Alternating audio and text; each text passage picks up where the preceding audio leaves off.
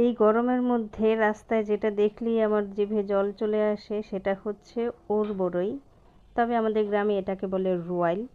খুব টক এবং ছোটোবেলায় তো লবণ ছাড়াই খেতাম। তা এখন এক জায়গায় যাচ্ছি, যাওয়ার পথে কিনে নিলাম। তো লোকটাই লবণের ব্যবস্থা করে দিয়েছিল, কারণবশত খাওয়া হয়নি, বাসায় নিয়ে আসলাম। এবং এটা আমি এখন বোটাগুলি ফেলে দেব এবং ভালোভাবে ধুয়ে নেব।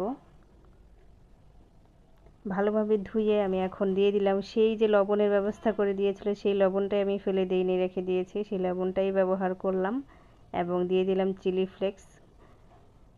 একটু ভালোভাবে ঝাঁকিয়ে নেব। এখন আমি বাইরে যাব, গরমের মধ্যে বাইরে এটা নিয়ে গেলে এটা খাওয়ার যে মজা, আসল টেস্টটা পাবো গরমের মধ্যে খেলে, অসাধারণ।